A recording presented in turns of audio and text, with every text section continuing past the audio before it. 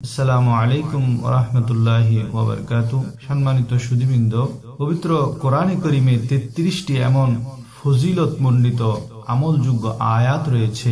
বুজুর্গানে দ্বীন এই সমস্ত আয়াত তেলাওয়াতের দ্বারা যে আশ্চর্যজনক কিছু উপকারিতা রয়েছে তা আমাদের সামনে তারা তুলে ধরেছেন। সে আয়াত সমূহ তেলাওয়াত করলে কি ফজিলত হয়, কিভাবে আমল করতে হয় এবং সে আয়াত সমূহ কি, আজ আমি আপনাদের সামনে বিস্তারিত তুলে ধরার চেষ্টা করব। মনে রাখবেন, মানুষ মাত্রেরই নানাবিধ সমস্যা থাকা স্বাভাবিক, চাই সেটা আর্থিক হোক, শারীরিক হোক কিংবা পারিপার্শ্বিক। এক কথায় আমরা কেউই সমস্যার ঊর্ধ্বে নই। আর সেই সকল সমস্যার সমাধান তো মহান স্রষ্টা আল্লাহ রাব্বুল আলামিনের এখতিয়ারে রয়েছে। তবে আয়াতগুলো একটি বিশেষ নিয়মে তেলাওয়াত করার বিশেষ ফজিলত রয়েছে। নিয়মটি হলো প্রতিদিন ফজর নামাজের পর একবার এবং রাতে এশার নামাজের পর একবার তেলাওয়াত করতে হবে। তাহলে অতি শীঘ্রই এর সুফল বাস্তবায়িত হবে ইনশাআল্লাহ।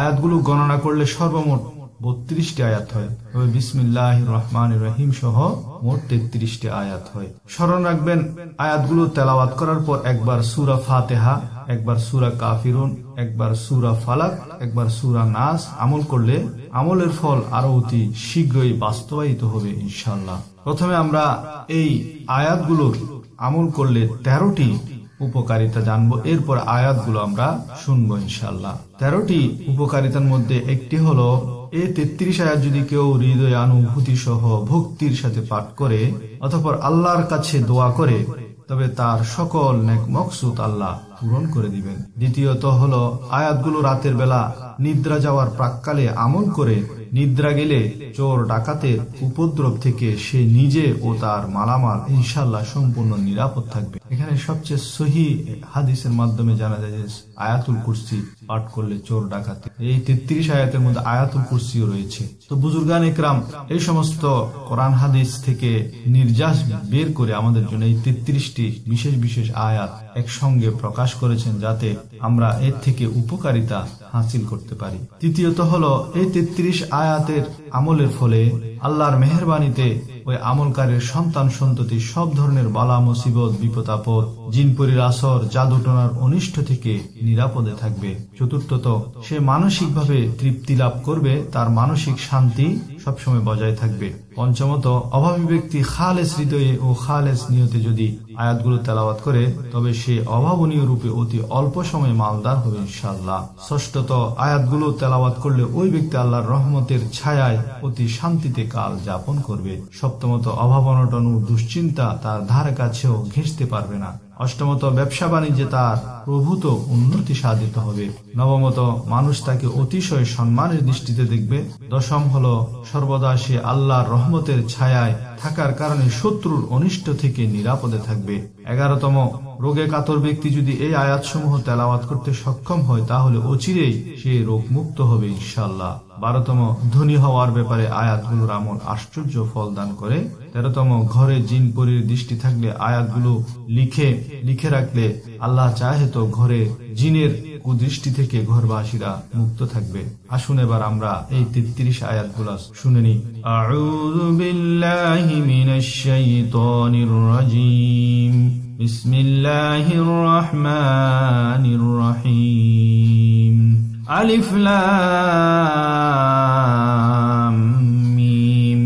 যালিকাল কিতাবু লা রাইবা ফীহি হুদাল লিল মুত্তাকিন الذين يؤمنون بالغيب ويقيمون الصلاة ومما رزقناهم ينفقون والذين يؤمنون بما أنزل إليك وما أنزل من قبلك وبالآخرة هم يوقنون أولئك على هدى من ربهم وأولئك هم المفلحون الله لا إله إلا هو الحي القيوم لا تأخذه سنة ولا نوم له ما في السماوات وما في الأرض من ذا الذي يشفع عنده إلا بإذنه يعلم ما بين أيديهم وما خلفهم ولا يحيطون بشيء من علمه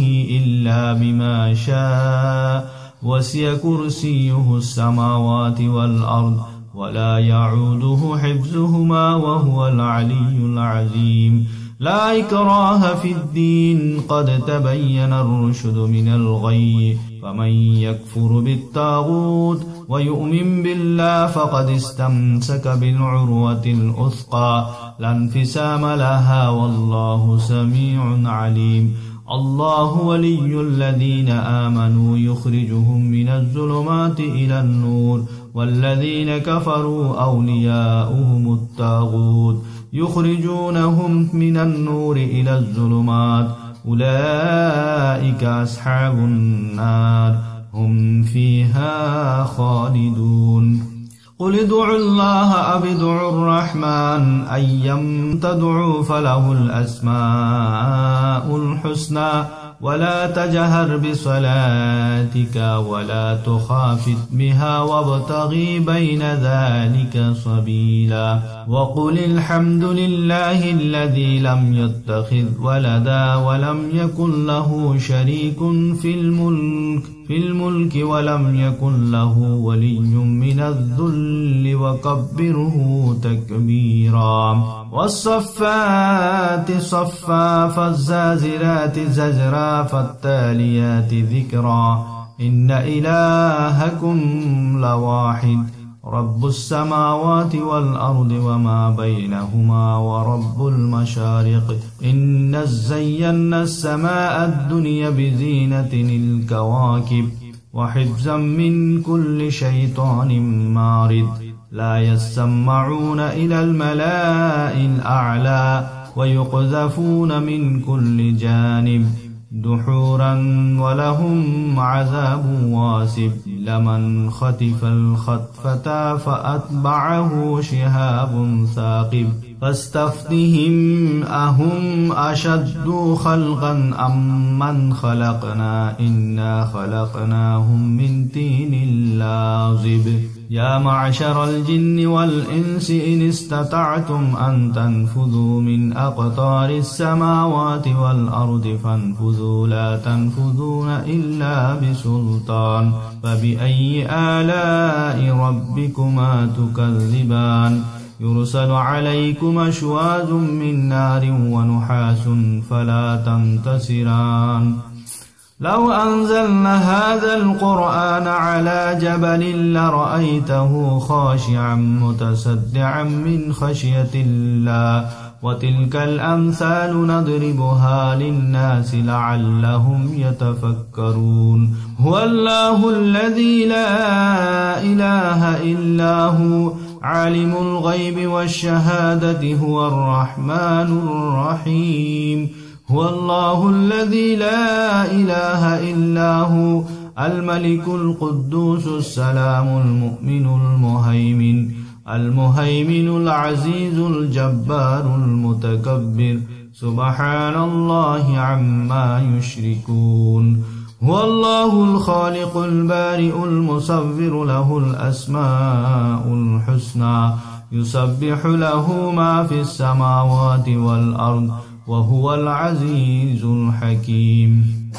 قل أوحي إلي أنه استمع نفر من الجن فقالوا إنا سمعنا قرآنا عجبا يهدي إلى الرشد فآمنا به ولن نشرك بربنا أحدا.